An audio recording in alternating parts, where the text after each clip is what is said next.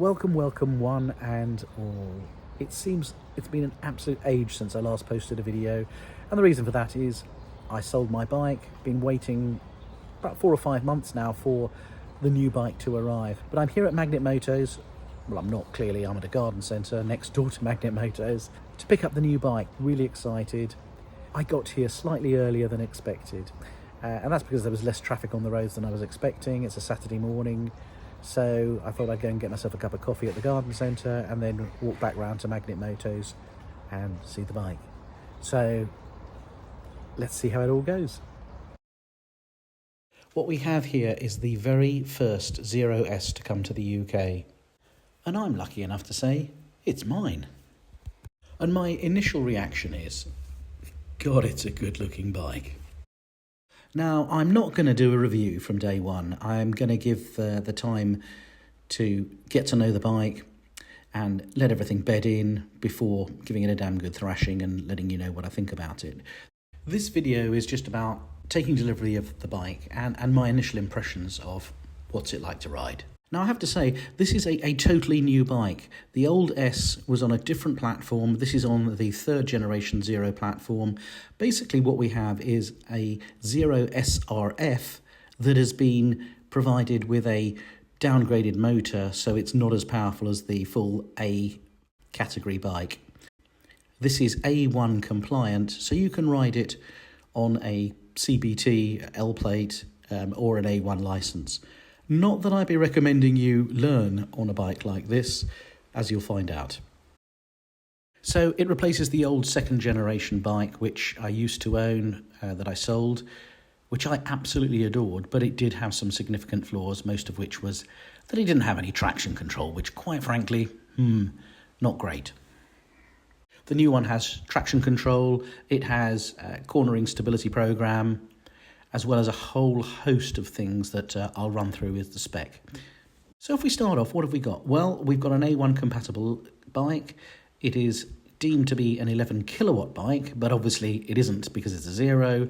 It doesn't have 15 brake horsepower. It has peak power of 60 brake horsepower. But because the bike is, well, let's just say it, significantly heavier than the old one, they've upped the torque on the bike. So what have they done with the torque? Well, the old bike had 80 pound-foot of torque. The new one has a staggering 97. I'll repeat that again, 97 pound-foot of torque. Now, if we're going to put that into perspective, the Ducati Panigale V4 produces 82 pound-foot of torque. So it's a massive torque machine, this S, and you know, this is something you can ride on an L plate. So what have we got? Well, we've got a bike with fully adjustable front and rear Showa suspension. We've got J1 brakes. We've got a single disc, single pot rear brake. More of that later.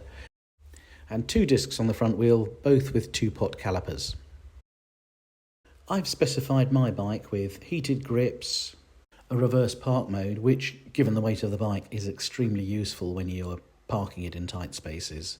An increased battery capacity up from 14.4 kilowatt hours to 15.6, and I've got the sports screen fitted, plus a tail tidy on the back that I think significantly improves the looks of the bike, which, as I've already said, I love in this. I refer to it as Stormtrooper White.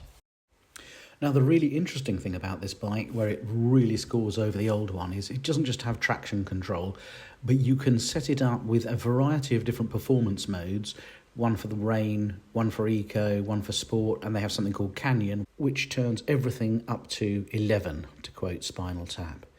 And what that means is you have maximum performance, but it also gives you the maximum engine regenerative braking as well as your regenerative braking. And what I mean by that is when you come off the throttle, it slows you down significantly from the engine braking and recharges the battery, as well as when you hit the brakes, it then charges it up more.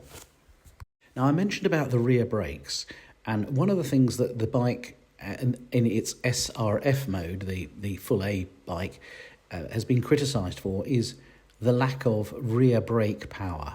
And I'm going to address this very early on and say there is no lack of rear brake power, although I think the foot pedal should be hinged from the opposite direction to give better feel. But what people do is they tend to test ride it in sport mode, which has practically no regenerative braking on the rear brake. And what that means is you don't get the extra power of the rear brake.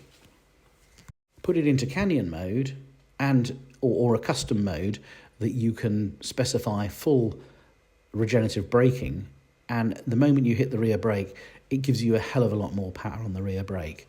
So the tip is, if you're going to get one of these things, don't ride it in sport mode and complain about the lack of rear power on the brakes. So as I've said, this isn't a full review, but I thought I'd show you some of the footage of me riding it when I first got the bike.